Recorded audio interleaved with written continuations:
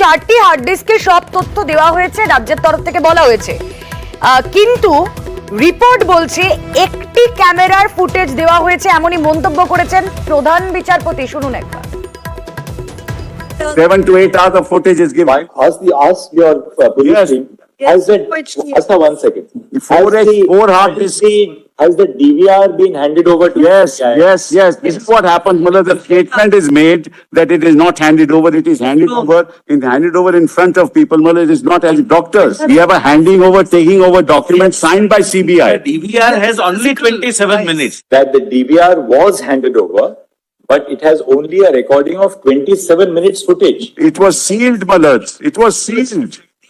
But They have opened it. Maybe so it was sealed, but nobody can claim that, well, CBI has destroyed any. We are part- not saying that, mother. We are not saying that. When has the DVR of the CCTV at the hospital been handed over to the Yes. CBI is what we want to know. Mother, on 14th of August, Is it your statement that nothing remains with this? yes, all of them handed over. আরো একবার চলে যাই, প্রতিনিধি অর্ণব হাজরা রয়েছেন আমাদের সঙ্গে। অর্ণব, এবার একটু জুনিয়র চিকিৎসকদের প্রসঙ্গে আসা যাক। তারা কর্মবিরতি প্রত্যাহার করবেন, কিন্তু কবে করবেন নির্দিষ্ট কোনো ডেট দেওয়া হয়নি, কিন্তু সুপ্রিম আশ্বাস তো তারা পেয়েছেন। সম্ভাবনা কতটা জোরালো এই কর্মবিরতি প্রত্যাহারের অতি দ্রুত?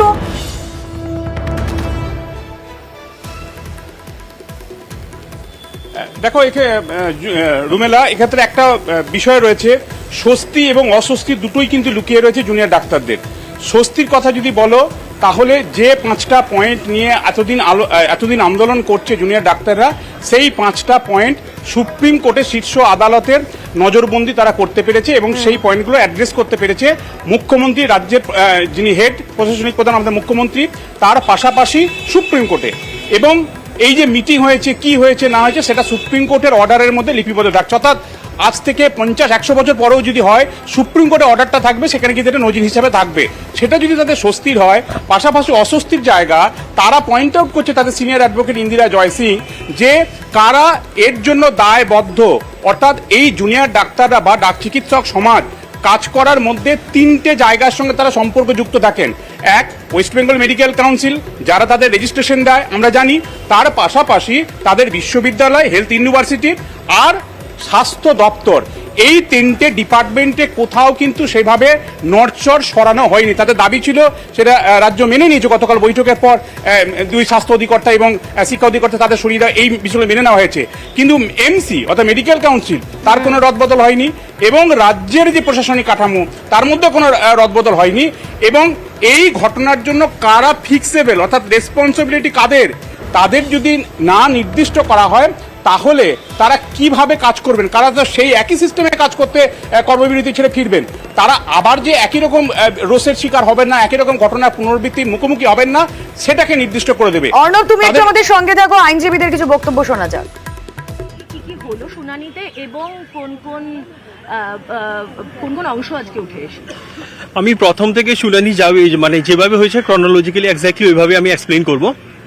ফার্স্টে it is started with the submission of the status report. এটা 3 নম্বর status report, the 3rd status report submitted by CBI.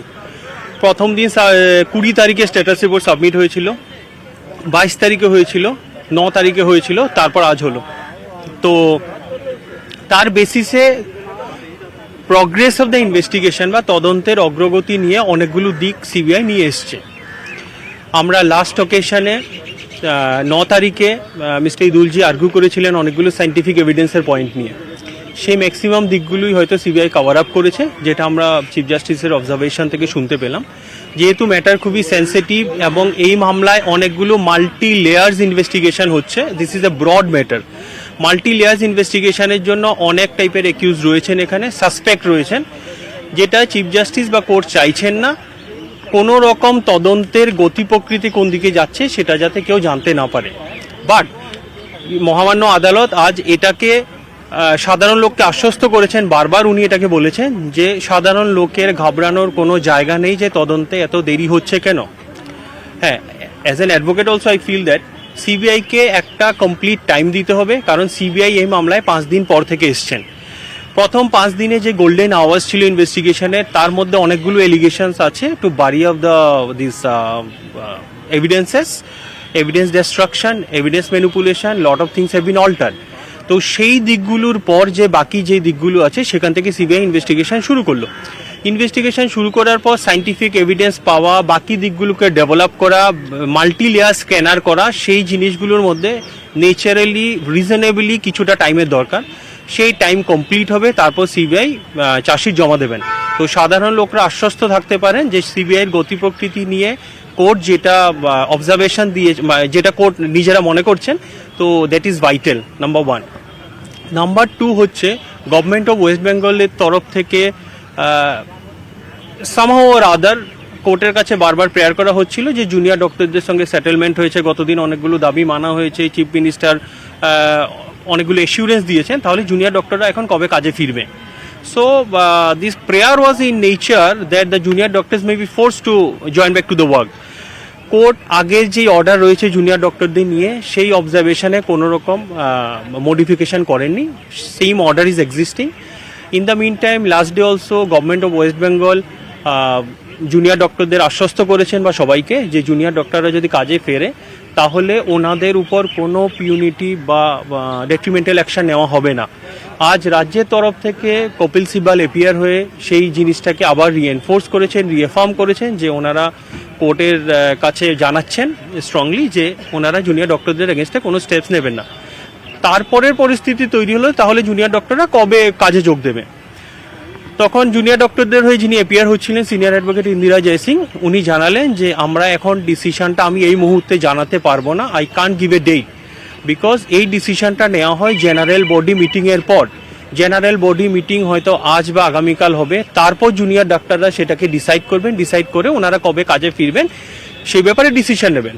Court খুবই প্রসঙ্গত এই একটা সুপ্রিম আশ্বাস পাওয়া গিয়েছে, জুনিয়র চিকিৎসকরা হয়তো আজ বা কালের মধ্যেই কোনো একটা ডিসিশনে যাবেন, তারা জিবি বৈঠক করবেন।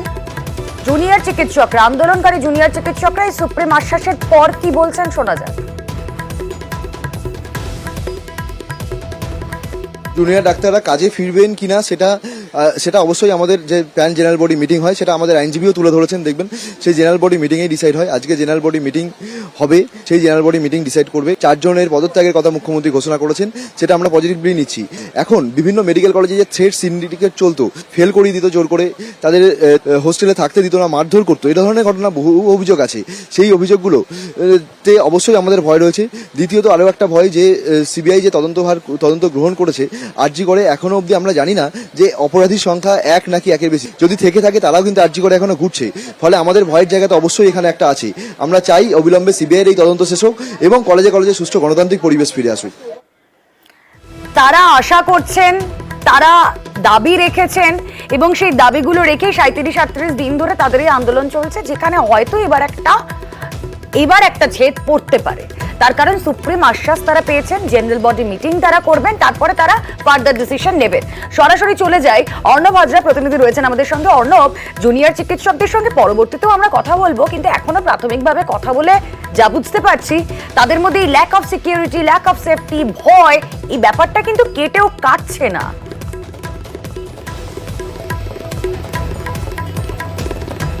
দেখো, আমি অন্য একটা দিক বলবো। এই দীর্ঘ প্রায় 11টা থেকে শুনানি, প্রায় 2 ঘন্টার শুনানি।